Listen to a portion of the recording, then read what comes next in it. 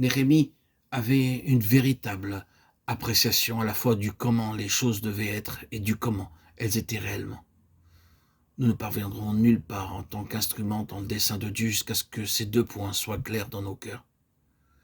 Comment les choses sont réellement et puis comment les choses doivent être, comment Dieu voudrait les avoir s'il les avait selon sa pensée, selon son cœur, à quoi elles ressembleraient si elles reflétaient et exprimaient vraiment l'intention de Dieu.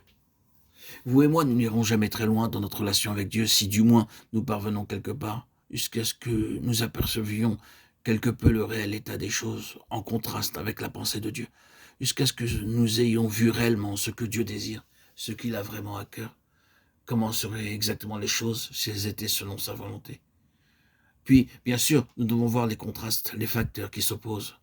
La nature de la situation comme n'étant pas selon la pensée de Dieu. Néhémie était un tel homme, il regarda, il se forma un jugement sur les données. Il vit d'une part ce que Dieu voulait avoir et d'autre part combien les choses étaient différentes de ce que Dieu voulait avoir. Ah, il y a bien entendu beaucoup de gens qui peuvent être très critiques à l'égard du christianisme et de l'Église. Des gens qui ont toute une évaluation mentale et tout un jugement à l'égard de la situation et qui d'une façon très supérieure parlent des mauvaises conditions existantes parmi les chrétiens et dans l'Église, et qui peuvent à très bon compte s'adonner à déplorer l'état des choses.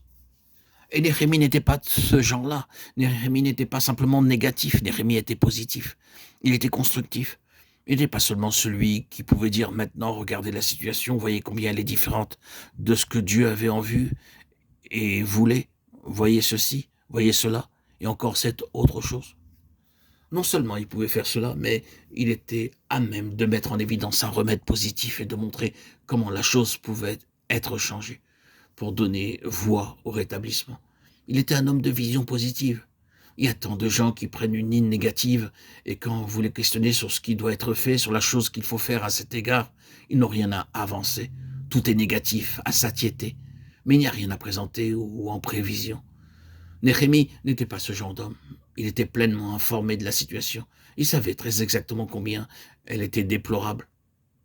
Vous remarquez qu'il en parle à plusieurs reprises, seulement il avait le remède. Il était un homme positif, un homme d'action, parce qu'il était un homme de vision. Il n'était pas simplement visionnaire dans le sens négatif, il était un homme d'action en relation avec ce qu'il voyait. Et cela, chers amis, bien-aimés, auditeurs, auditrices, nous place vraiment devant un défi. Je n'ai aucun doute que la plupart d'entre nous pourraient montrer du doigt des choses qui ne sont pas selon la pensée de Dieu parmi son peuple et dans son Église. Faire remarquer à quel point les choses sont différentes de l'appréciation que nous sommes capables d'avoir au sujet de ce qu'elles devraient être. Combien ceci est fâcheux, combien cela est fâcheux. Oh, cela est facile et très bon marché de critiquer, d'écouter la critique et d'être d'accord avec elle, de la recevoir, de nourrir des plaintes et de les maintenir en vie. Mais c'est une toute autre chose d'être à même de s'avancer, de dire, voyez, ceci n'est pas bon, ceci n'est pas comme le Seigneur voudrait qu'elle soit. Et voici ce que nous devrions faire. Voici la chose que le Seigneur aurait voulu faire. La chose à laquelle nous devons nous livrer en vue de changer cette situation. J'ose dire que nous n'avons aucun droit de critiquer, de juger, de condamner si nous n'avons pas de remède.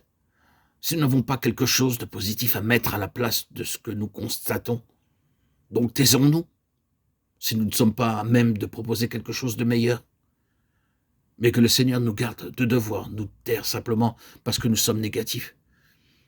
Et qu'il nous rende actifs parce que nous avons la vision.